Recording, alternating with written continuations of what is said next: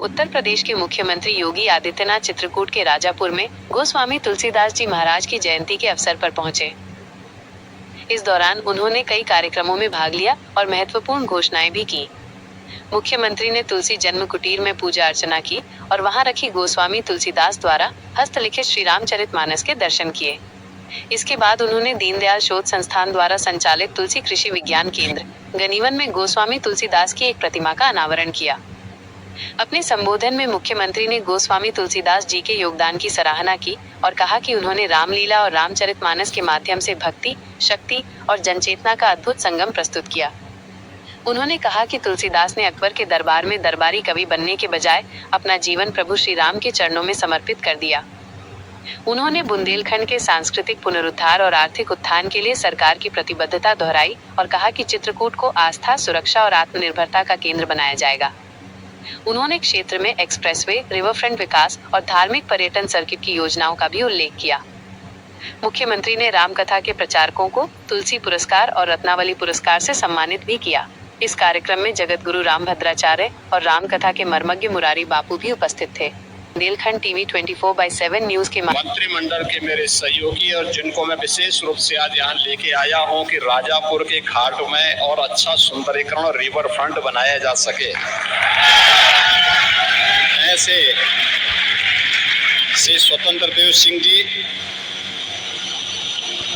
यहाँ के इस जनपद के प्रभारी मंत्री श्री मनोहर लाल मुन्नो कोरे जी,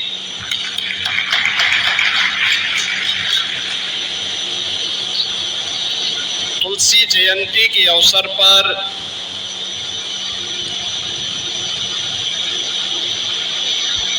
उन विद्वानों को जिन्होंने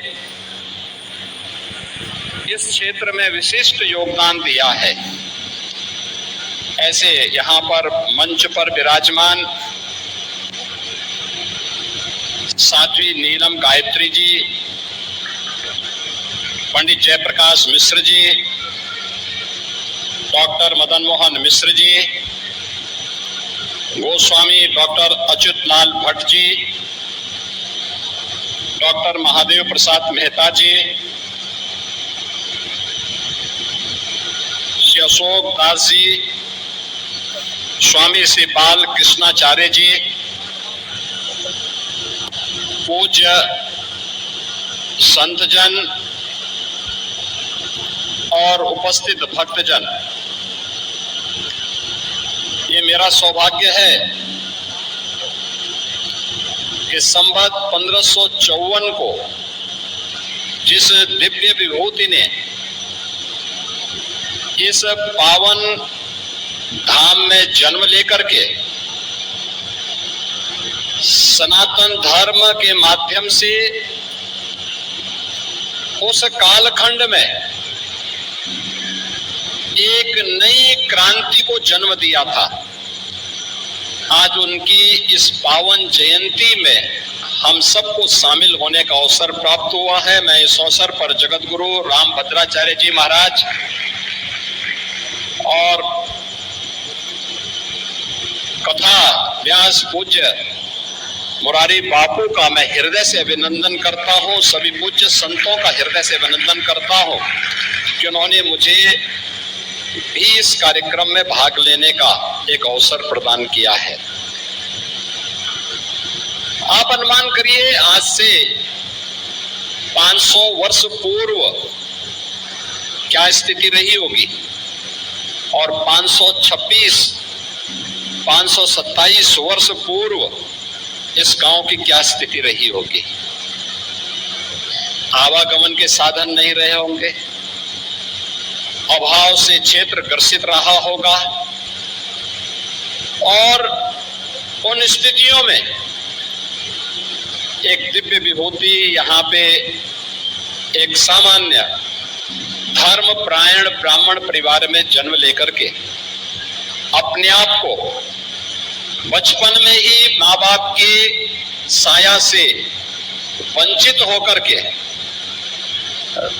अपने आप को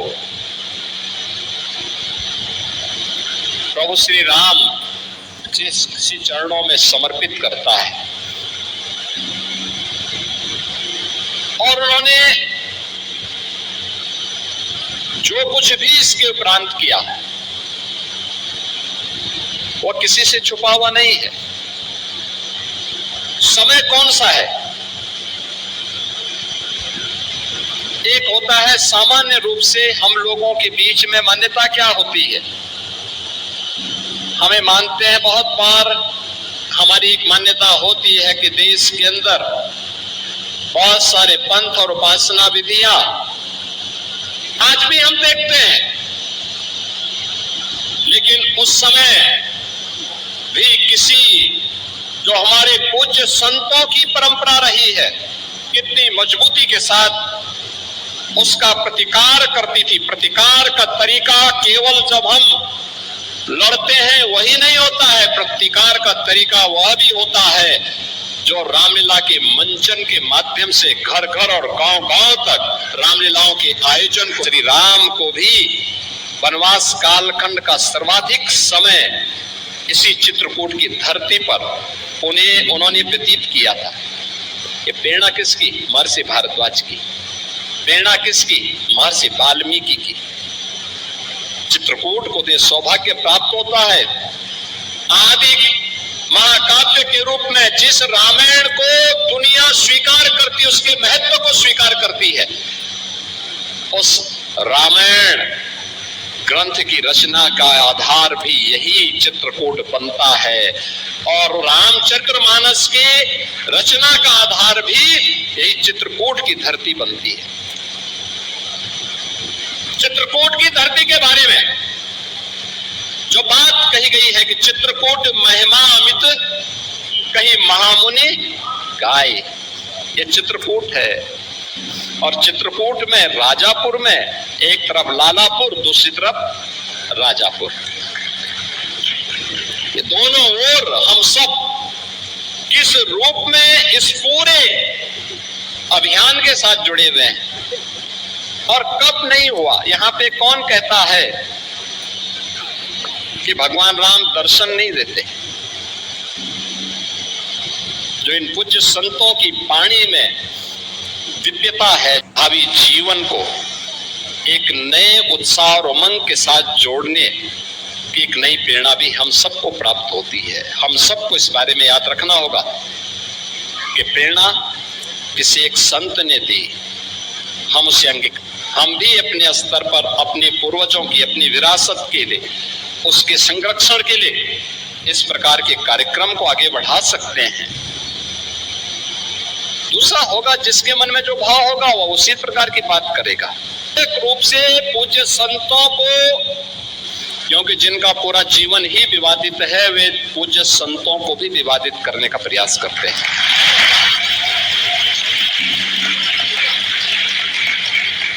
वे लगातार कुछ न कुछ लिखेंगे, कुछ न कुछ विघ्न और बाधा खड़ी करने का प्रयास करेंगे, लेकिन इन सब की चिंता के बगैर सनातन धर्म के लिए, और ये हमारा सौभाग्य है कि प्रधानमंत्री मोदी जी के मार्गदर्शन में होगी,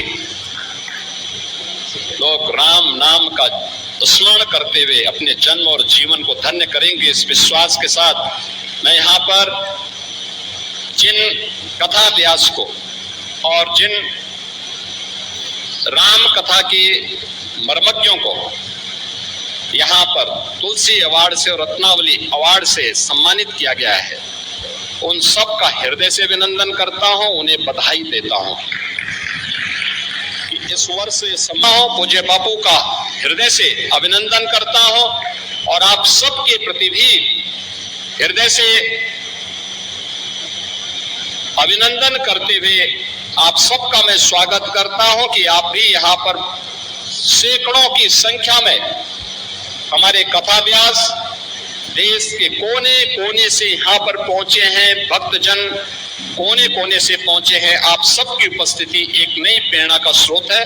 मैं आप सबका इस उत्तर प्रदेश की पावन धरा पर जिसे अन्य विभूतियों को जन्म देने का सौभाग्य प्राप्त है, इस पावन धरा में यहाँ पर चित्रकूट की इस पावन धरा पर जहाँ पर तुलसीदास जी को भी और त्रिकालदर्शी ऋषि वाल्मीकि जी की को भी जिस धरती ने दिया है, उन इस पावन धरा पर आप सभी का मैं एक बार फिर से हृदय से स्वागत और अभिनंदन करते हुए अपनी वाणी को यहीं पे विराम देता हूं।